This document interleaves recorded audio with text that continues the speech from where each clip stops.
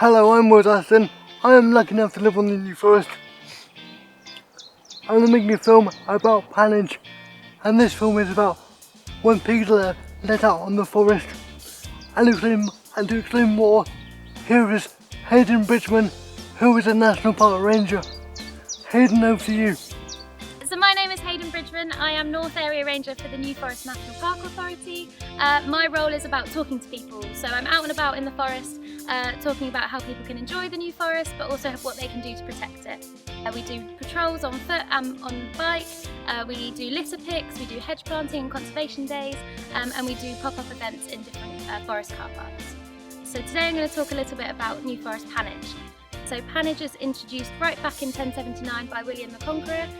It is the right to turn out pigs in a forest, and pigs in the New Forest eat a lot of acorns, and that's the reason that they're out, is that they hoover up all the acorns that have been dropped to stop the cattle and the ponies eating them, as they can be really poisonous and really fatal to these animals, whereas the pigs love it. It's like sweets for them, and they're out from September to November, and so about 2 months, but this can be extended by the verderers, and the verderers are in charge of running the forest and looking after the livestock in the forest. They work very closely with the commoners, and the commoners are people that own the animals on the forest.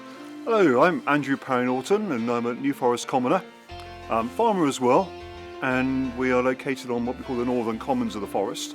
Still part of the New Forest, and we're still commoners, but we're slightly different in a nice sense. We've been putting out pigs now, what we call pannage, for quite a long time. That's putting pigs out in the autumn. But pannage is part of only 5 of our rights, so we have 5 rights in total.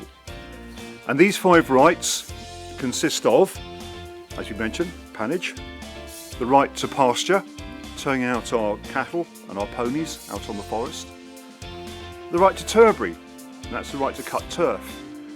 Very unusual slightly, and I don't think the National Trust would be very impressed if I started digging holes in the forest now, but the right to turbary is that we could take every 3rd turf. So when you use a spade, we're able to cut every 3rd. So 2 with miss, cut a 3rd, and that way stop big holes appearing in the forest.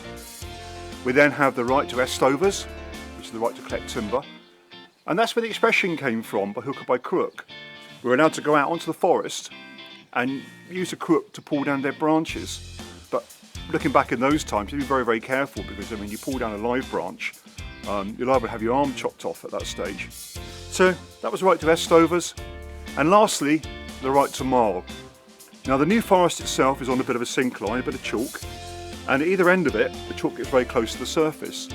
And it took some quite clever commoner, quite a long time ago, to work out, if you dug at either end of the forest, you could dig up this mixture of chalk and clay, put it on your fields, and you can neutralise the acid, because most forest fields are very, very acidic. So that's our 5 rights. Now, some people say that these rights came back right from William the Conqueror. Well, I believe there's evidence to suggest that these rights were in existence long before them. The New Forest itself was called the Ateni in Saxon times, and it was here when the Romans were here and when the Celts. So it's been around for a very, very long time. We have to pay for the right to turn out the pigs in the autumn, and we pay what we call a marking fee. Here on the Northern Commons, we're slightly cheaper than what we call the Crown Land. So our Northern Commons were owned by Lords of the Manor at one point, now the National Trust, but our rates are slightly different. So we only pay normally around about 1/5 of the price that the Crown Commoners pay. And the Crown Commoners are being the commoners that turn out onto the New Forest, actually owned by the Crown, managed now by the Forestry of England. Just a slight variation. But being on the Northern Commons, being slightly different, and we call ourselves manorial commoners, not Crown Commoners, we can turn out pigs all year round. I mean, I don't, because of the lack of food at that time of year. So we turn out pigs in the autumn. Generally, as a rule, the pigs are turned out in the pannage season. And the pannage season is dictated by the verderers. Now, the verderers are a court that sits at Lyndhurst, and their job is almost to administer and look after the forest, but also to protect colony. So what they do, judged on the size of the acorn drop, they actually decide when the pig is going to go out. Normally it could be around about November time, and generally they're out for around about 2 to 3 months, and we're told when to bring the pigs back in. In a heavy year, when we've got a lot of acorns dropping, we actually keep the pigs up longer, and we're told by the verderers how long we can keep those pigs out. Now, depending on how many pigs you turn out, it's depending on the size of the acorn drop. I mean, this year we've had a very, very good acorn drop and we've turned out quite a few pigs. Previous years it's been less. And I work on a theory that generally you get every 5 years we get a heavy acorn drop and it tails off. I think it's some way of the oak trees of actually sort of mass producing, so they produce more acorns than what the pigs can eat. Turning out the pigs has several benefits, and I think one of the probably most important is that the ponies and the cattle, if they eat acorns, is poisonous. It compacts in their stomach, and ponies can get quite a taste for them, so you have to be very, very careful in that sense. It can kill a pony very, very quickly. Hello, my name's Verena Jolly and I'm an equine veterinary surgeon. I work here in the New Forest. Acorns contain tannins, which are toxic to ponies and to donkeys and can cause disease which can even be fatal because of the effect of the toxins on the body. The pigs love them, absolutely love the acorns, and they'll just keep on eating and eating and eating. And they come back in the size of barrels.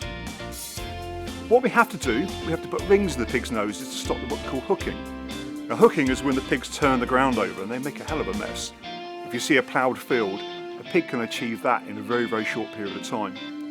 So what we do, we put 4 rings at the top of the pigs' noses, a minimum of 4 rings, and it just stops them from doing this. A little bit uncomfortable when it first goes in, but they soon get used to it. And also I work on the theory that for a few minutes of uncomfort, they have a fantastic life thereafter. So then the pigs go out.